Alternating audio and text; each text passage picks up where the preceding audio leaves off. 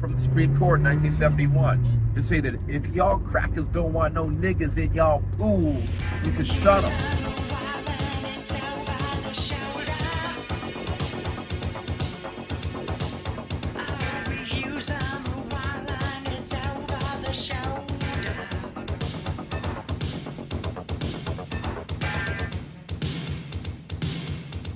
Today we're going to talk about crackers and niggas and crackers. You know, this is a Palmer versus Thompson case. They have shut down all the public comment, and it has an adverse effect on black and brown, and they let crackers have 10 years to come before the board to issue public comment. You know, it's insane. And now we don't get any time. When our licenses are due, they're overdue, by the way, right? We go down there and they got the cops called on us. So what's the fucking difference, all right, between down south crackers and these crackers up here at the board? Jim Vollendroff, David Postman, Rick Garza, and their nigger cohort, Ollie Garrett. There's no difference. There isn't.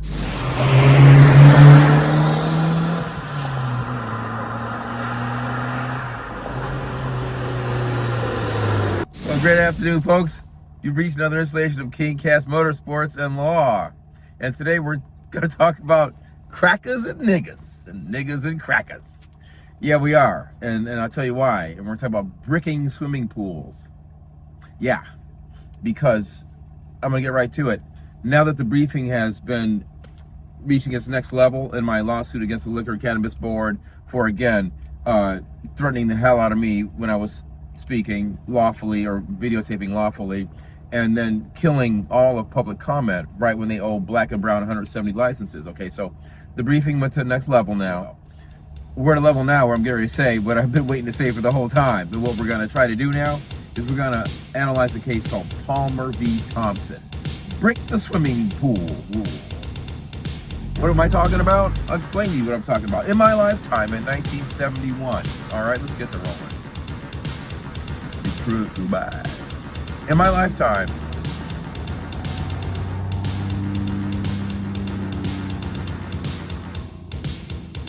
I had one of them cats the other day try to run me, Jane. It did not end well.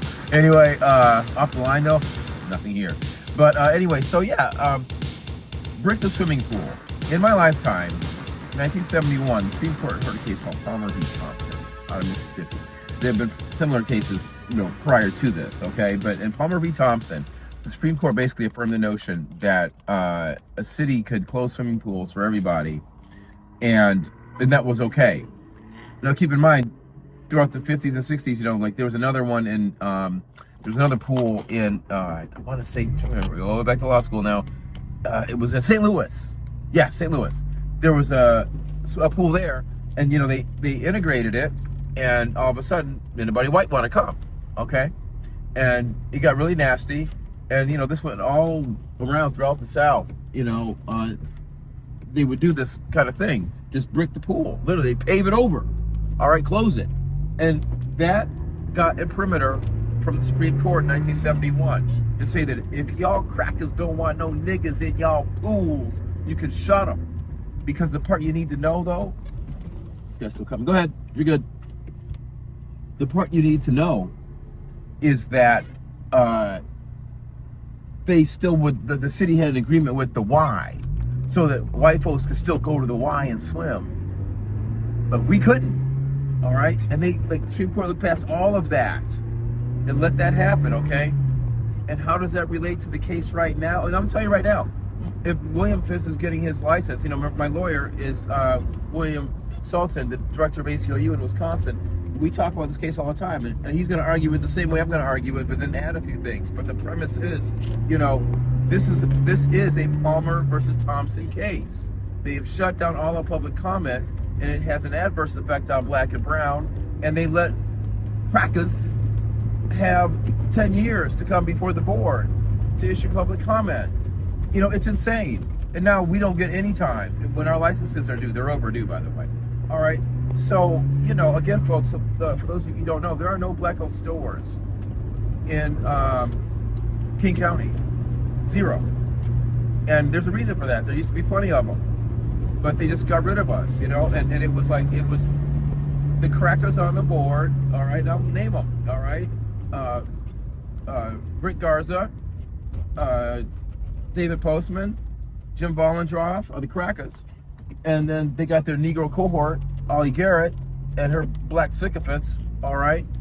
And that's how they run it, with an iron fist, all right? And it's bad. It's really bad. And so my reply brief that I'm putting up now in support of my request for injunctive relief is going to be very short. I'm just going to tell the court, look, Your Honor, if you want to move this state, or if not move it to this point, establish that it is in this point, you know, something back out of the 60s with Palmer v. Thompson, then go right ahead. And, you know, you might as well arrest me for my thoughts, Your Honor. At that point, I don't give a shit. You know, if you're not allowed to talk, you got nothing anyway. That's like what I'm a staunch 1A, 2A guy. But if you don't have 1A, you can't exercise 2A because you can't argue to get it. You see what I'm saying? I make a lot of sense. Folks don't like that. You know, they want to put me one cabin over here, one place over here, one place over there. You're not going to be able to do that with me. All right? Love guns. You know, just love speech, okay? And I love everybody to have those rights. Not just black folks, not just white folks. But it's that the black folks haven't had it, you know? Saab 900. Saab 900. Pick a gear, any gear though. But so anyway,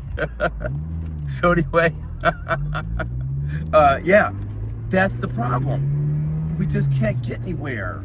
And that's what they do to us. And it's going to be really interesting to see how this case is handled and what the court says, because remember, in the injunction, I'm trying to get them basically to go back to status quo ante and reinstate the speech policy, okay? And that's a hard road to hoe. I'm not gonna lie, all right? But I want it to be known that the overall issue is, again, Palmer v. Thompson, because it is. It is blatant. So we're not even gonna argue over whether or not racially motivated interests are guiding this. That's been empirically proven, and it's being proven right now. It's going to come out in the case with Emerald Hayes companies. All right, so that's going to come out, and yeah, it's Michael Size Group. Yeah, so it's just a lot going on in the cannabis world, and a lot of it's not good. What am I going to tell you? You know. But yeah, you can't just brick the pool over. And if you do brick the pool over, just say you're doing it, you know, and just keep everybody on the map. Let everybody on the map know that Washington is still solidly in the 60s and 70s. By the way, my family was part of highest community Congress versus Hilltop Realty. I've mentioned this case before. With Alex Barkley's father, Don Barkley, was the Republican city attorney at Cleveland Heights. And they took the case. We were getting steered. You couldn't buy a house when you wanted to buy a fucking house. All right, my parents were part of that. Then we were testers. So, and we're testers in real life. So I'm just gonna say that's kind of where that is. And about to get home now, and I bid you all a great evening, for real. But you think about that these crackers didn't want no niggas around them that badly that they just closed the fucking swimming pool. And not every cracker was able to go. All right, they didn't care though. You got some casualties in Crackerland, all right? You deal with these unruly niggas. All right, you gotta have that. Not everybody can go to the Y, but it was worth it just to keep blacks out of the pool. And that's kind of what's going on here at the LCB. You know, if a few whites don't get to use their speech policies anymore and all that, well, they've already got their stores. They've perfected it for the last 10 years. They don't really care, all right? What it's all about. And remember, they're calling police on us, okay? We had the House bill, I think it was 1551.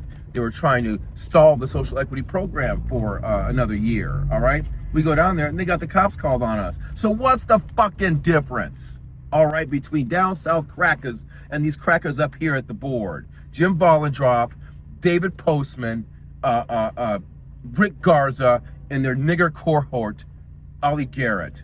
There's no difference. There isn't.